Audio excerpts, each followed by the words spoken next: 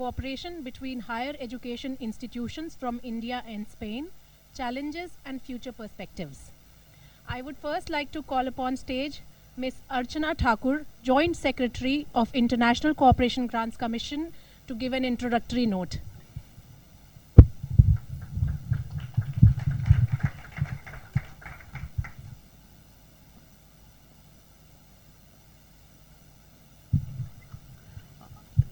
Thank you so much. A very good afternoon to all of you. Am I audible? Very good afternoon to all of you. And thank you very much for calling me over here in this forum.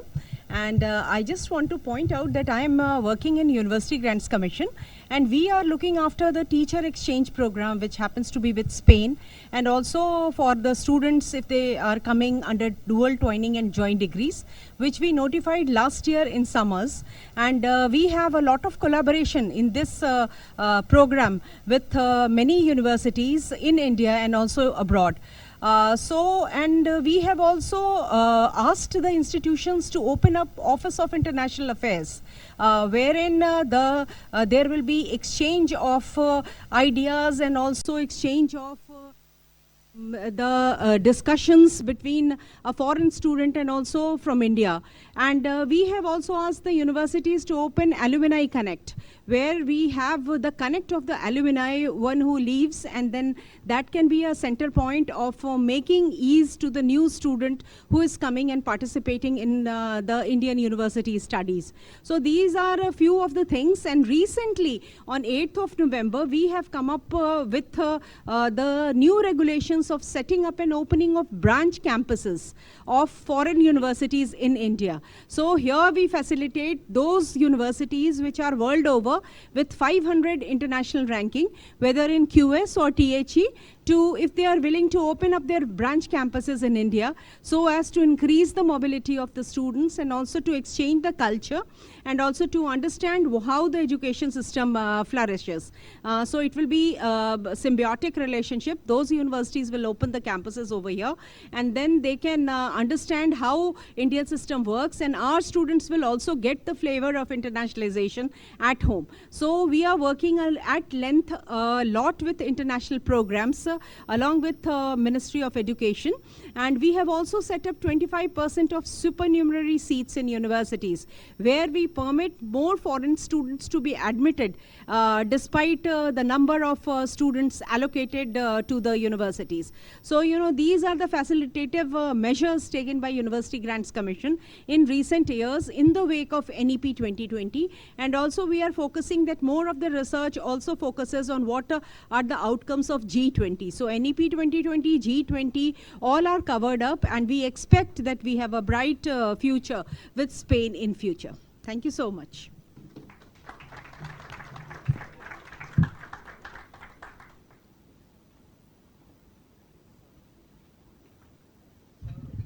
Thank you, ma'am. Now, Fátima Terol, Deputy Head of Internationalization of Higher Education at the Spanish Service for the Internationalization of Education, will speak.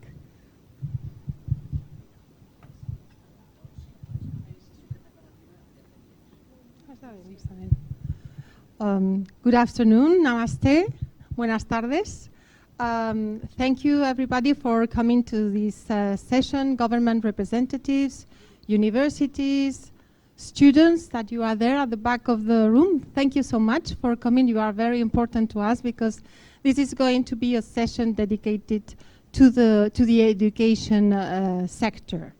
So let's dive into this afternoon dedicated to education. Please don't practice the Spanish siesta in this beautiful red red seats. We hope we don't bore you too much. It is with great pleasure and excitement that I welcome you to this panel session on exploring higher education cooperation between India and Spain. There is indeed an already existing cooperation between our countries. However, according to the recent studies and reports that analyze the state of play of our cooperation, the key point is that there is still an enormous potential for an enhanced and increased cooperation. I would say that this could be an unfulfilled potential. So there is a lot more that can be done and to be improved. And this is one of the reasons we are here in this forum and that we are organizing this session. This panel session aims at sharing with you the existing landscape of university cooperation between Spain and India. And the goal of the roundtable is that at the end of the discussion with the distinguished panelists, we come up to some conclusions and maybe innovative ideas on how to overcome obstacles, barriers, how to foster academic cooperation between our countries. And we hope that through this discussion, we find synergies for a mutual understanding. I would like to underline this mutual because it should be balanced and interesting for both of us, for both sides. And before I start the discussion with the panelists, let me contribute to this mutual understanding by giving you a brief presentation on the Spanish university system and its international vision. Next, please. Next slide. Next slide. Thank you. Next one, please. Next one. First of all, while I start, I'd like to introduce the organization I represent, which is Sepie. Sepie is an acronym which stands for Spanish Service for the Internationalization of Education. We are a government body that belongs to the Spanish Ministry of Higher Education. Sepie is divided into two main areas. One is Erasmus+.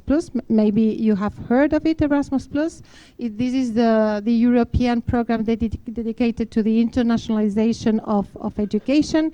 It's one of the most, if not the most successful European initiative in this field, and it provides opportunities to millions of students, European students and students all over the world to study abroad and go and stay at another country. And on the other hand, Sepie is also promoting Spanish higher education system abroad, and we attend to fairs, international conference, and so on, and we accompany our universities to promote their offer abroad. So this is the organization I represent. Next slide, please. How does our higher education system look like? In the field of higher education, with the population in Spain, we have a population of around 50 million people, and we have around 1.5 million higher education students per academic year, which represents around 30% of the students between 18 and 24 years old. Regarding our institutions, we have three types of higher education institutions: universities that providers of higher education and also art schools, and we offer studies in bachelor's degrees, master's degrees, and PhDs with this length. Next slide, please. The language of tuition is Spanish, but we also offer courses in English in bachelor's degrees, master's degrees, and so on. We have 86 universities, not too much compared to the number of universities that you have in India, that I think it's more than 1,000. We have 86 universities, 50 of them are public, and 36 are private. But we have some large universities, different size, medium size, large universities, and smaller, more technical. And with all of them, the result is that we have more than 1,000 schools and faculties, 500 research studies, 50 PhD schools, and so on. So if you compare both numbers, maybe we have some more similarities with you, and points of common interest. Next slide. We also have a quite good performance in the international ranking. 65 of our universities are in at least one of the three main international rankings. 8 universities are in the top 300, and by subject, we have 10 universities in the top 50, and even 2 universities in the top 10 by subject, and 32 in the Young University rankings. We understand and believe that it's not everything to demonstrate the quality of a university, but this is a demonstration that we are performing also quite well in Spain with our universities. And in this sense, we also have this in common with you. Next slide. Another feature of internationalization is the number of international students. Last academic course, 10% of our university students were international incoming students. And studying in Spain, we are now finding that it's more and more popular in the world. There is more interest in Spanish. This is topic of Spanish language is going to be discussed in the next panel session. But this number is growing, as you will see in the next slide. Yeah, this is the evolution of the number of international students in Spain. You see that there is a drop down because of the COVID, but now we recovered, and we think that this is going to improve little by little because of this interest mostly in the Spanish language, but also in Spanish culture. Next slide. Yeah, I'm going to show you just very briefly where the students come from when it comes to bachelor's degrees. If you can click, please, because you will see that. Please, next slide. Yeah, this is the number one, the region number one for incoming students, European students, and then the next one, please. The second is Latin American students. We have this connection that you know with Latin America because of the common language. And see that the third region of incoming students are from Asia. So this is also important to point out. Next slide. When it comes to master's degrees, then next, please. It changes. The first one is Latin America, the first region of incoming students. Then the second, we'll guess. Next. The second is Europe, but also the third is Asia. Okay, next, please. Number of international students per academic year, and from India. Last academic year, we received more than 1,000 Indian students, but half of them were already living in Spain. More or less 60% were enrolled in public universities and the rest in private universities, and a good figure is that 40% of them were women. And the next, regarding Erasmus Plus, if you heard of it, I told you about this program. This is the main European and attractive program that promotes mobilities among students. In Spain, we are really successful in this program because we are number one among all the European countries participating in Erasmus Plus. We are number one receiving students from all the countries, and we are also number two sending students. Our students go abroad. So we are really very happy receiving students, but also sending our students to other universities. And next, please. These are the mobilities that we have with your country. Recall we have a budget, because the budget with Erasmus Plus goes to scholarships for the students to do these mobilities. We have a 13 million, and in the last call we funded 50 mobilities. It's not too much, but it's the starting point of a relationship. We talk about that in the panel sessions, the starting point of a future relationship between universities, and it also has a great impact on the students. Next. So as a conclusion, I'd say that despite the differences that we have between our university systems, we also can find some similarities. We both have great capacity to attract students and researchers. And we also have old universities, like you have old universities. In our case, we have a very old universities from the 13th century, but we also have good quality new ones, and another kind of similarities. And now, without further ado, then I will we'll start the dialogue with the panelists.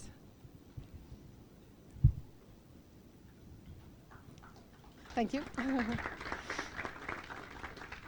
Thank you.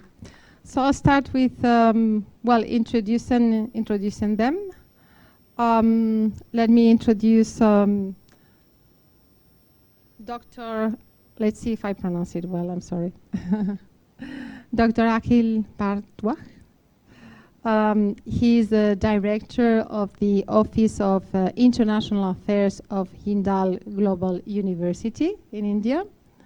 We also have Jesús Soto.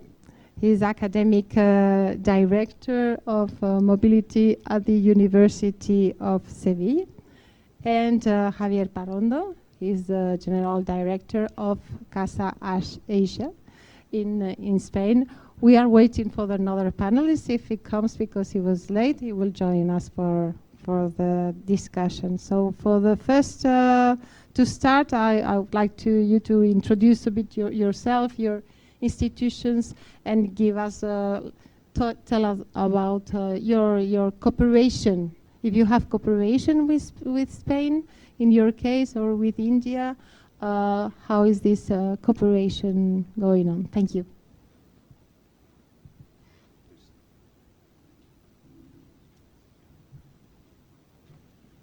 Thank you so much for inviting myself to this panel, which I just came to know 10 minutes before that I have to be on the panel, so I wasn't prepared for it at all.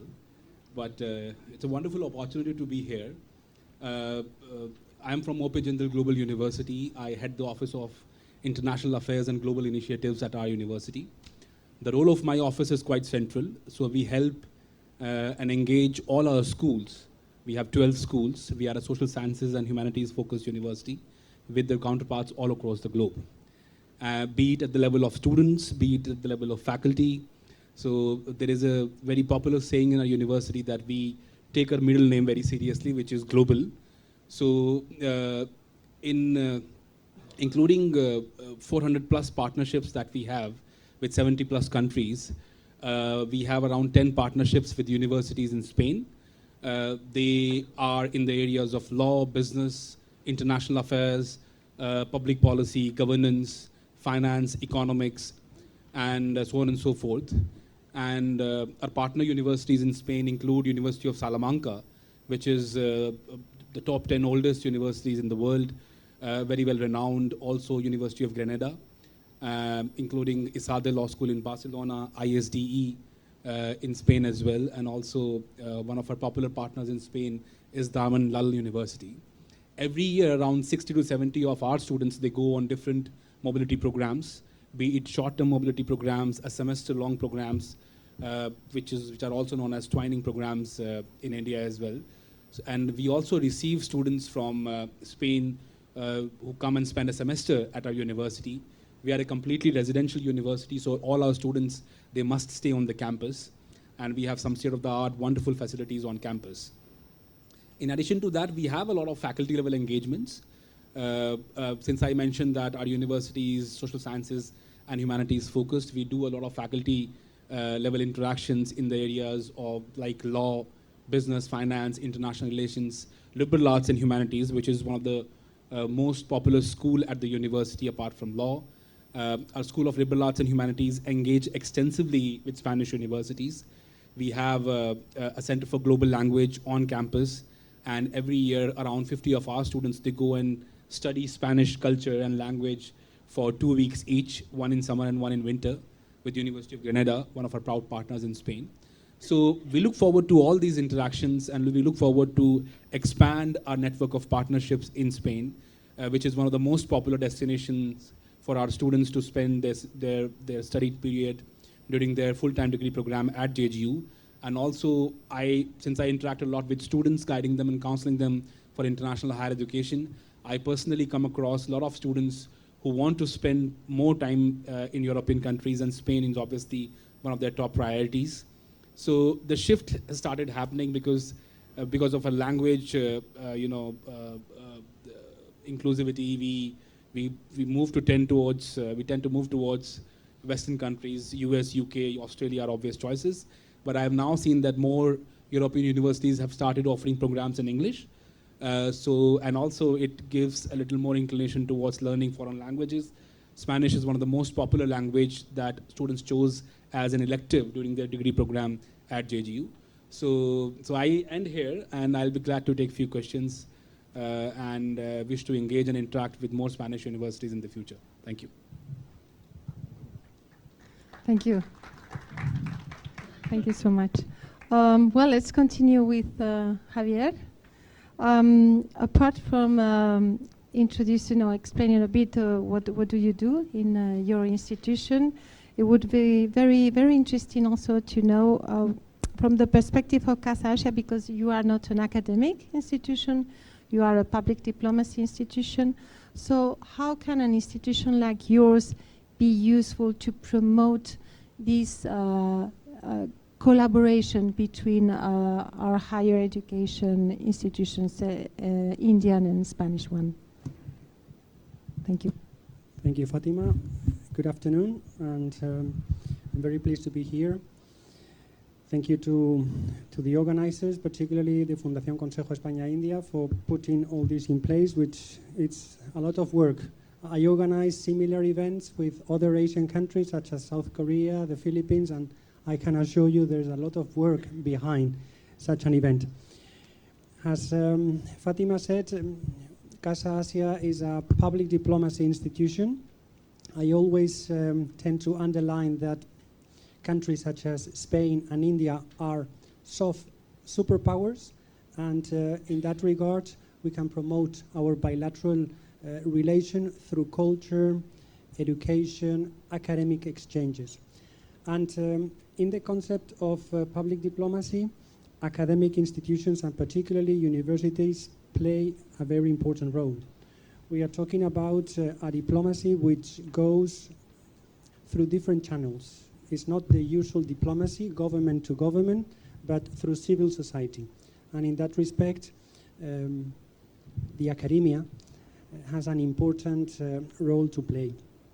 We tend to promote, and it would sound weird because we are funded by Spanish institutions, which is at central government, the Ministry of Foreign Affairs, at regional government, the government of Catalonia, which is a region in northeast Spain, and 2 city councils, Madrid and Barcelona. So through Spanish public funding, we promote Asian studies in Spain. We think that when it comes to India, we will not reach a balanced dialogue unless we know about each other more.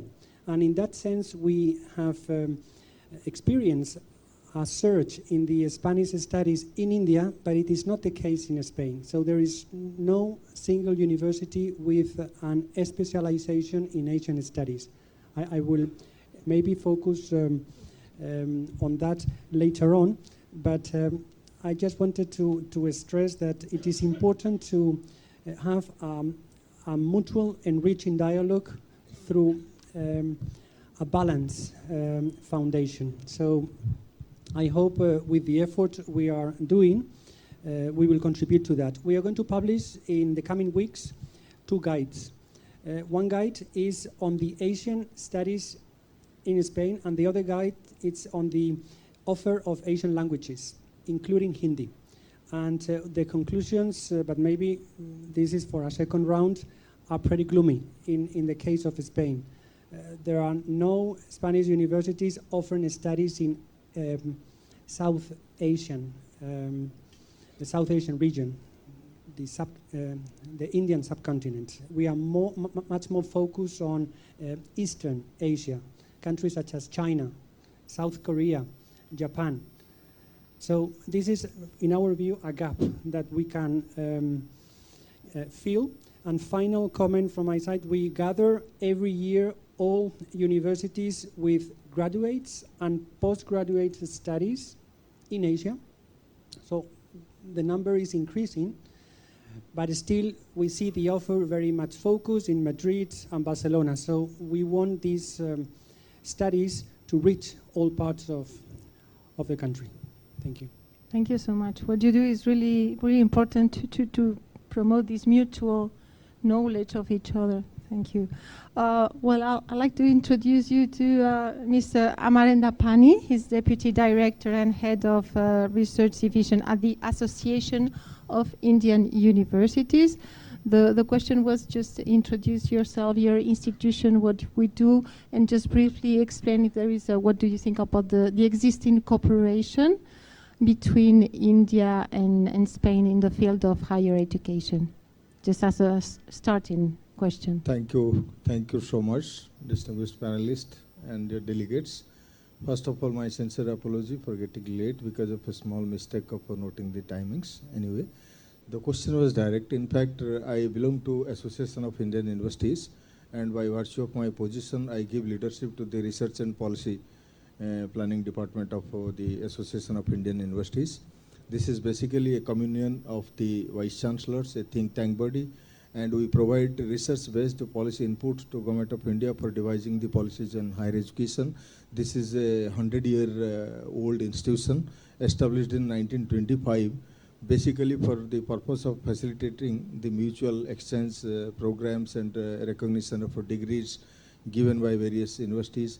And we are basically charged with the responsibility of issuing equivalents to the foreign degrees received from the foreign countries by Indian students or even outside foreign students coming to India with foreign degrees also. We are responsible for issuing equivalents. Second, we are the NSPO, we are the National Sports Promotion Organization. Third, this organization has 3 distinct features that makes really different from other university associations in the world. Number one, we are the oldest, second oldest university association in the world. Establishment is in 1925 and next, just next to the Association of Commonwealth Universities, which was established in 1913. This is the first distinct feature. Second one is that we cater to a largest network of universities, the vast network of universities, and right now around 1,000, if I can give you precisely the number, it's 981 universities in the country are the member of AIU. And the third distinct characteristics we have, that is the whole range of stakeholders. Our activities are ranging from the student to the Vice Chancellor, even the visitor level. So we have a very significant impact in the higher education landscape in our country, and we represent in most of the important bodies, statutory councils of the Government of India, and we have an internationalization division that always assists the government for simplifying the policies on internationalization of higher education. This is a brief introduction about my organization, Association of Indian Universities, and regarding the question, how can we promote the higher education sector and the educational partnership with Spain? I was just browsing a few reports. I could see that 2016 reports, it speaks voluminous things about education and business bilateral relationship with India, with Spain.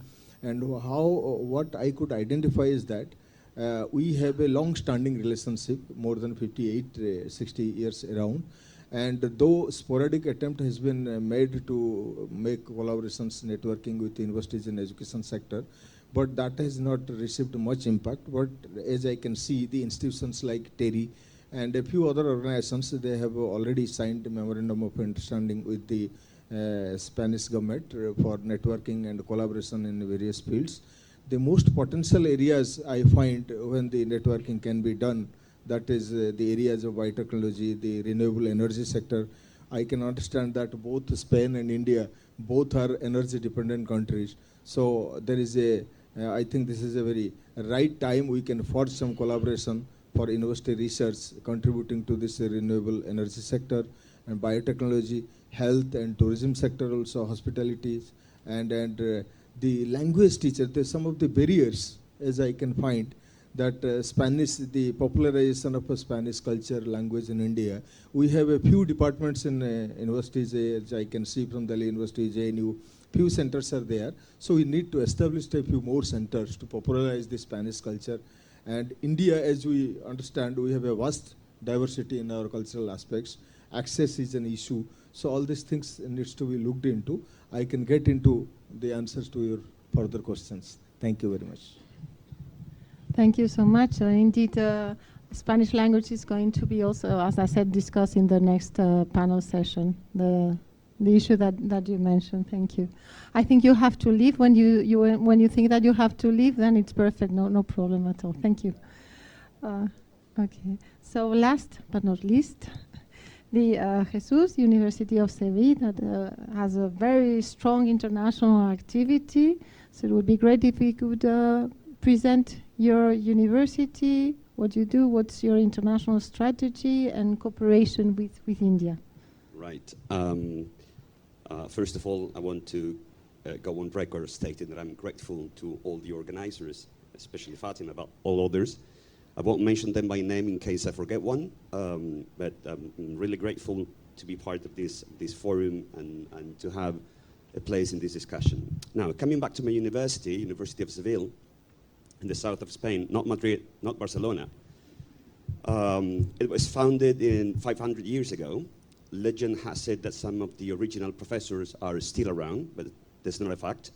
Okay, now, out with jokes. So, it is a biggish university by Spanish numbers. It is actually the second largest university in Spain, although it is the most applied for one. So it is a top, top choice for the students. We have 74,000 students. 4,000 of them are international students. I want to establish this fact. I mean, we have 2,000 incoming students year over year, and we send approximately 2,000 students abroad. So there is a large number of international students at the university. Actually, at master's and PhD levels, they comprise 20% of the student corpus. I mean, 1 out of every 5 students in PhD and master's level is a foreign student. Is an international student. We are a generalist university. We offer more than 130 bachelor degrees, 150 master's degrees, and 32 PhD programs. So those are biggish numbers, so to say. We have a large number of partners universities in the world. I mean, about 850.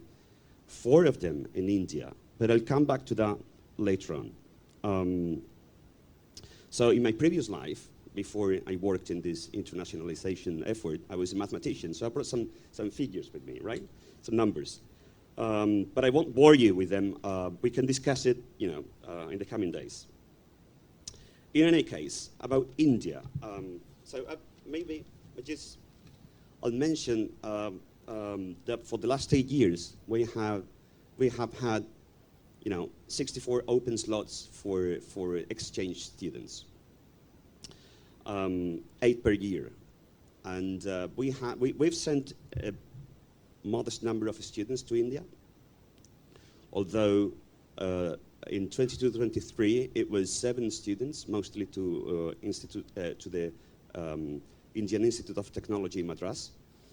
So we've sent 7 students. I don't know the number for it. We don't have hard data for the numbers this year, but I think it's dramatically lower than that. In the past, we've had 11 development projects. You asked me about that. That went on from 2010 to 2020, and then it stopped with COVID, and then it never picked up. So maybe that's something we should work on. But I mentioned these numbers because the problem we have now is that we have no incoming students from India. And that's a fact we strive to understand right now. Why? What's the barrier? What's stopping them? What's stopping them from coming over? Is it the language barrier? We have an offer in English, maybe not a huge one, but we have some offer in English. Is it the language? Is it they're not aware that the University of Seville is a destination, although they certainly do know the University of Granada, which is a couple of 100 kilometers away. So what is stopping Indian students from coming to our university? Because ours definitely want to go. And also there is I won't go into the specific numbers, but there's a huge number of joint research papers between University of Seville and other, well, actually I can tell you the number, 166 Indian research institutions, research or academic institutions. So there is a collaboration, there is scientific collaboration going on. So we wonder, right, what's stopping the students from coming? Finally, and I will, because you mentioned the Erasmus Plus program, for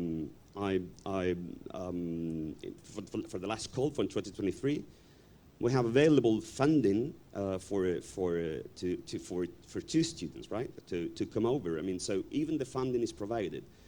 We would like, I mean, what is my agenda for this forum? I would like to understand how to improve the relationship between the University of Seville and our partners here, and of course, to meet new universities, make myself available to you, sort out any difficulties you might be experiencing, and and generally, increase the collaboration and cooperation in the future.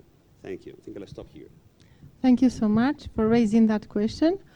Let's ask Amarendra Pani if you have an answer for that question. What can we do to improve this cooperation between Spanish and Indian universities in terms of mobilities, incoming mobilities of students from India who would like to come to Spain, or Spanish students who would like to come to India? Is there a language barrier or a mutual understanding barrier, or what do you think is happening, and what can be done in your opinion? Of course, language barrier is there. This is a considerably potential factor that is affecting. We need to address this issue so that in Indian university departments we can introduce Spanish language, as I said in my earlier statement. This will be one of the very strategical move. Second thing is that we can float a few scholarships through the Spanish government to attract Indian students, and even Indian government we can also float some scholarships to invite Spanish students. Faculty exchange program needs to move on. In fact, if we look at the 2021 regulation on internationalization by University Grants Commission, it has created many pathways. For example, let me tell you, in 2015 or 16, I represented India in the Erasmus Mundus program. That was a symposium called at Kuala Lumpur by European Commission. And during that time, we were really blank because this joint degree program, training arrangement, and all sort of things, there was no structured policy on it. Now at least we can make efforts, reason being that the government has already created the pathway through University Grants Commission's regulation. And the regulation has some distinct features. I have noted some of the points. Number one, internationalization at home. So creating very good international infrastructure in the universities. Then credit recognition. This is one of the very, very important and potential factor that both the countries and the institutions at the institution level also, they need to recognize each other's credits accumulated by the students. And academic and research collaboration, the areas I already listed out, most of the potential areas like renewable energy and biotechnology and all those things, we need to look at those areas.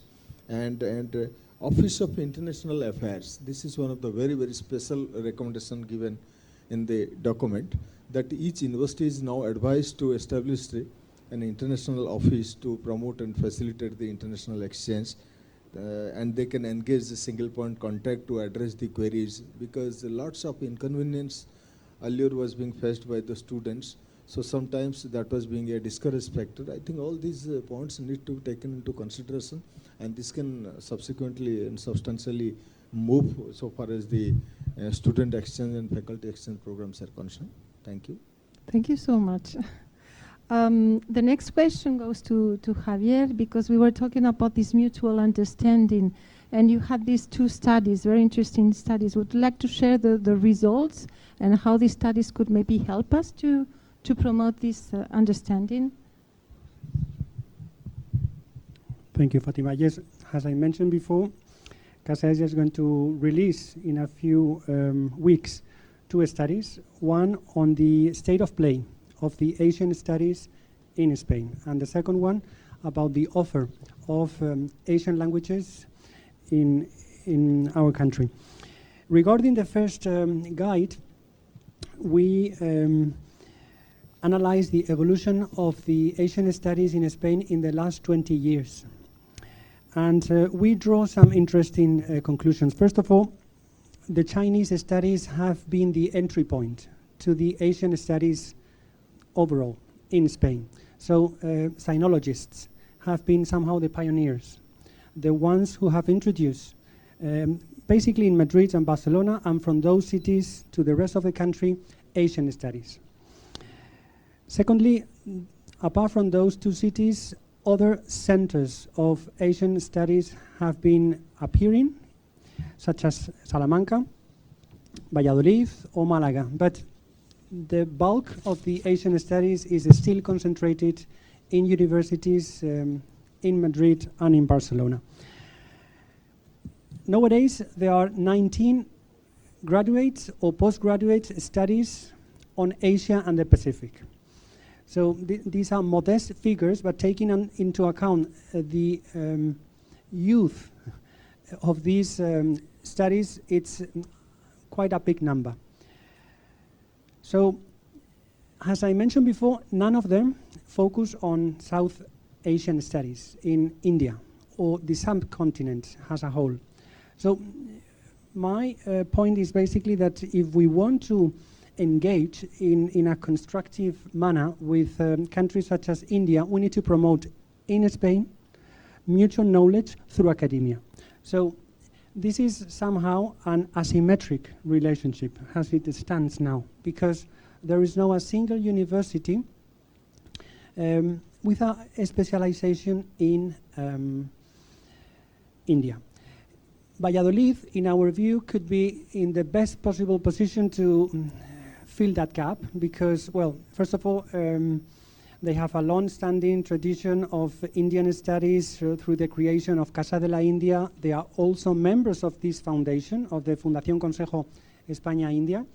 So there are good reasons to think that they could be like the spearhead of Asian studies in Spain. But so far, the figures that we will release in a few weeks' time are those. Regarding the offer of Asian languages, the conclusions are similar. We started this study with Chinese, Korean, Urdu, Tagalog, Hindi, Persian, Japanese, and Thai. But two of them fell in the course of the research because there were so few centers or none offering such languages that Urdu and Tagalog were not included in the study. And we have identified that language is a good entry point to a country. And normally, one student approaches a language not because it is he or she is interested in the language itself, but because it's interested in the culture as a whole. So in that regard, India and Hindi, which is the most spread language in this country, have a lot of potential for growth in Spain. I was mentioning yesterday that if we wanted to organize this forum in Spain and the forum would take place in Hindi, we would not find interpreters. And so this is something that needs to be somehow solved. Also, in the case of Hindi, there are some obstacles that lie on the side of our Indian friends. There is no official exam, or if there is one, Spanish students cannot pass this exam in Spain because there are no teachers. There is no handbook focused on Spanish-speaking students. So all these gaps, once the guide is published, we will try to solve it with the help of some of the institutions that are present here. But the scenario as a whole, it's really very low. So again, if we want to undertake a significant, meaningful dialogue with India, we need to deepen. And I use this word deepen because India is a very deep country. We need to deepen our knowledge on India, its culture, and its language. And finally, in terms of the Hindi courses, we have also seen that there is an increasing interest from the Spanish students, but there are no official standards for examining Hindi. There is no standard language test.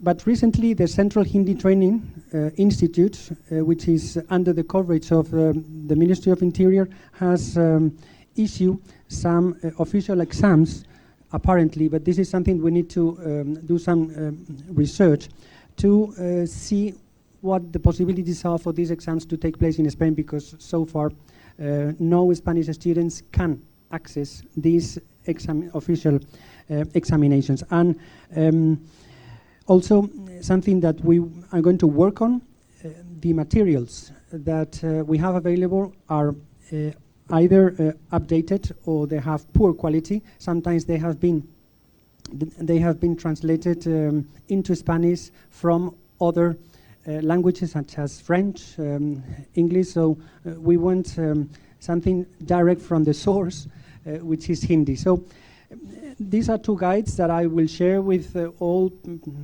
people or parties interested. The first on the Asian studies have been carried out with Universidad Rey Juan Carlos, which is located in Madrid, and the second one is just research that we have done in Casa Asia through our own funding. But I hope it will contribute to this more balanced dialogue in the academic field with India. Thank you. Thank you. Thank you so much. I want to ask the organization if we can take 2 questions from the audience, if or no? All right. Is there any question that you have for these fantastic panelists?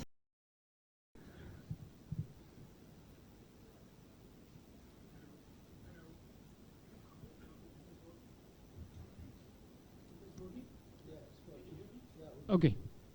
Well, I'm Professor Ganguly from former professor of JNU. I just wanted to. I just had a query. We had started when I was the chairperson. This was about 15 years ago. We were able to start associate ourselves with the Erasmus Mundus program in our university. And some director from Bilbao had come and we drew up the plan. Our vice chancellor was very interested.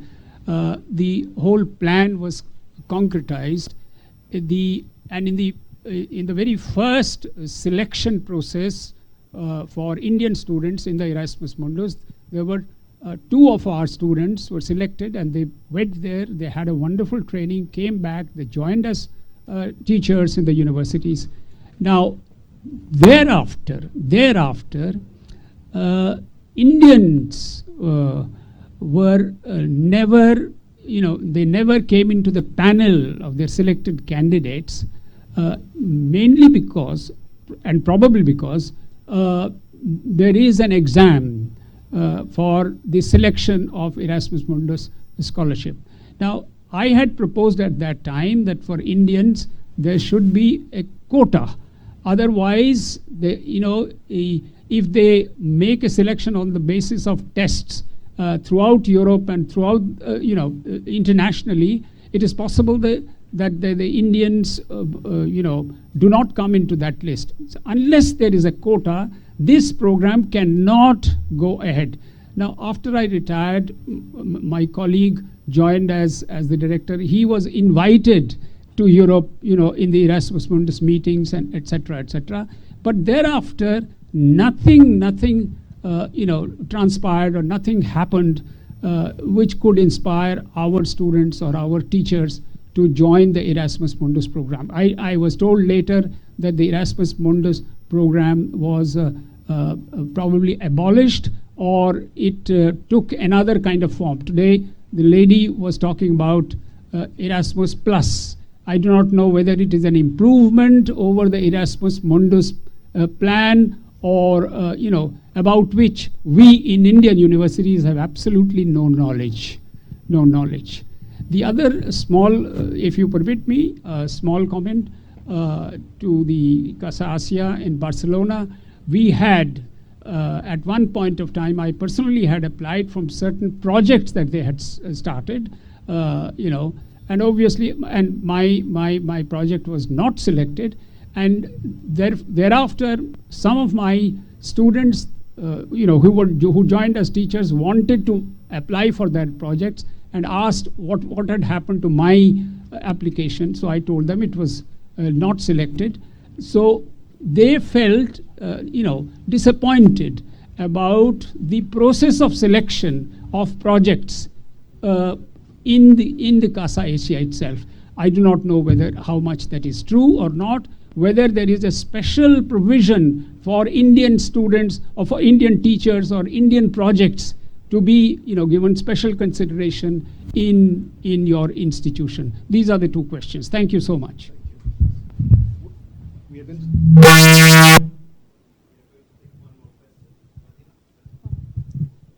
But it will be a challenge to our memory to keep the things in mind. So better to go one by one, the question and answer. So I hope my fellow panelists will answer the question related to Erasmus Mundus and Barcelona, the question asked by the professor. Or shall I take the initiative? Look, sir, let me tell you regarding Erasmus Mundus, it's a very good program. And earlier we had tried also from AIU, being the apex representative body of the universities in our country, did lots of efforts to promote the Erasmus Mundus program and even encourage Indian students. So a lot of things were happening. But as I said you earlier, in the absence of some structured policy guidelines, it was difficult for us. And now again we are making some efforts to resume the dialogues and create some additional pathways corresponding with the regulation of UGC. And we can ask them to make regulatory changes in their policy document to accommodate the Indian students. See, let me now, I'm enticed to share two things basically. The entire gamut of activities of internationalization, they are revolving around two paradigms, two things. One is the business or economy model. The other one is promoting cultural diversities and even cultural synthesis and other educational exchange, promotion, all activities. So last few years, being involved in the activities of internationalization, my experience says that ultimately the discussion on internationalization that degenerates into business model only. So it becomes only attracting the students and creating a revenue set of model. Unless and until we have a departure set of things from this mindset and promoting culture, education and exchange programs, mobility and all those things in a latent spirit, it will be rather difficult to achieve the objectives. And now we are again making the efforts to ask the Erasmus Mundus authorities to make some significant changes in line with the UGC regulatory document, whatever they have come out. So let's see how the things are going. But I can assure one thing, that every year at least Erasmus Mundus, they organize some activities, some program they organize, and different organizations of our country, they do also participate. As I remember last year, a few of our colleagues were sent, three colleagues from AIU, they were sent to attend that program.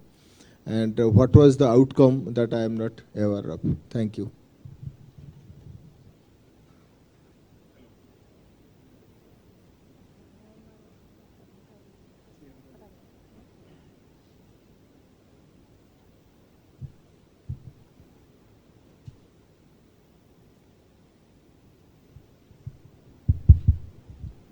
Thank you. I'll keep the time constant also in the mind, and I'll make myself very crisp and clear. So India, the students, they are looking for exploring the other countries.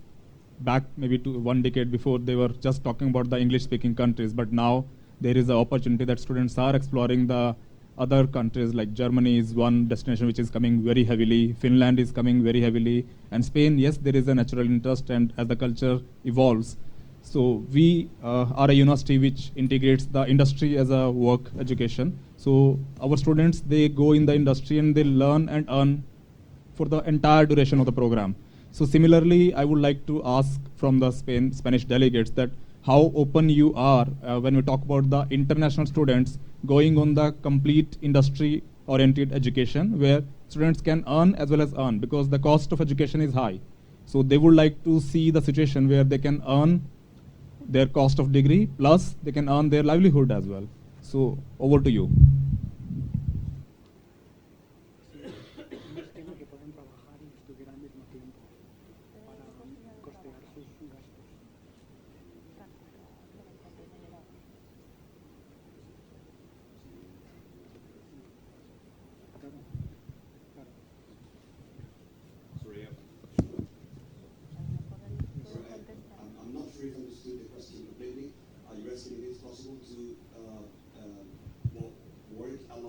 Studies? Okay, I mean, this first of all, this depends on the visa, which is outside of my scope, so to say.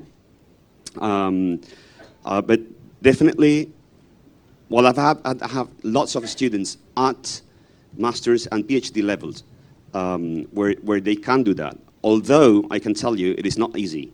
I mean, you all know a PhD takes a lot of effort. On top of that, working makes it very difficult. On top of that, being in a foreign country and with a language barrier, you keep adding restrictions, you make the problem impossible to solve. It is possible, and it's been done. It's not easy.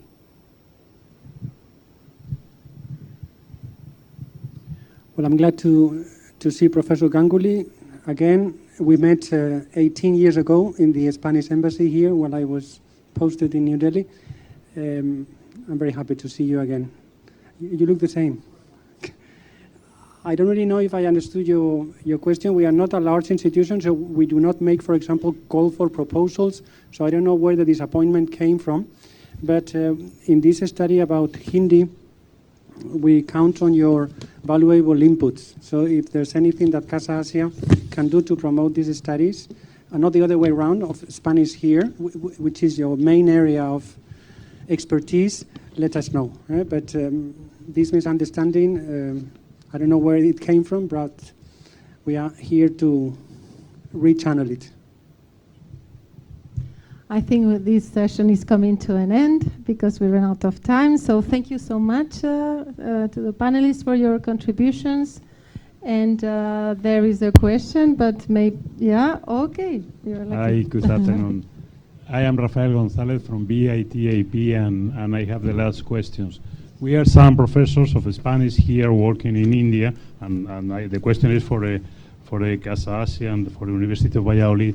I want to know if you know or you have what is the plan, what is the strategy of Spain in order to get this involvement of universities in India and Spain. That's the question.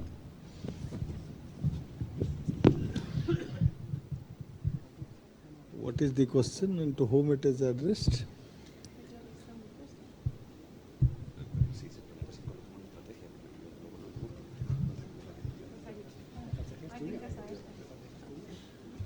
I think the question maybe it's not clear, or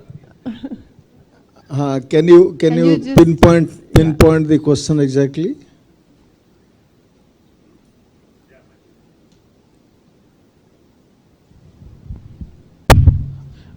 Sorry, my question is, well, we are working here in trying to teach Spanish to make more better known Spain and the culture of Spain, and we have here Casa Asia, representatives of Casa Asia and University of Valladolid, and we have the same goal, the same target. The question is, you from Spain, do you know what is the strategy of the plan of the government in order to make these things that we are trying to do? Or is there anything that exists in terms of plans or strategy from Spain to work in India? I wish to go on record by stating that I'm from the University of Seville. Not Valladolid. But no, but what do you know? No. But anyway, personally, I'm not aware of the plans of the government. However, there is people in this audience who I'm sure would like to talk to you after the session about that. I mean, but personally, I'm not the right person to ask. I'm sorry, I can be of more help. I'm sorry. Let me help addressing this issue. As I understand, this is just a brainstorming session. We are exploring the ideas. How can the partnership, the educational partnership of India and Spain can be promoted, strengthened? We are just exploring the possibilities and how can we grow. Let me tell you one thing. For example, skill sector. As we understand, our education system once upon a time was being criticized as the knowledge-intensive system. Today we have departed and we have introduced the skill set and the skill-related. The education has become now skill-oriented. So we can help sending our students to Spain and even get the students and skill exchange programs and strengthening the skill ecosystem. This is one of the things. Then alumni contact. Alumni Connect is one of the key highlights in the UGC document. We can connect the alumni associations of various universities having established in Spain. And very recently, on 9th of this month, we organized a webinar. I was hosting that webinar. This was regarding launching of a one-year innovative master's degree, professional master's degree program by the United States. They are now trying to attract students. Earlier it was a barrier. In India, we had the 3 years of bachelor's degree and 2 years of master's degree. So we were receiving requests many times from students coming from European countries to get their degrees, 1 year master's degree recognized. That was really a bone of contention. But today, that kind of barrier is not there. We have already introduced the system, and now America has also done that 1 year master's degree program. Such kind of initiative also can be taken by Spain. Just one example. So that skill-related exchange and things can happen. So I think just to keep on moving, we need to look at the things in this way. Thank you.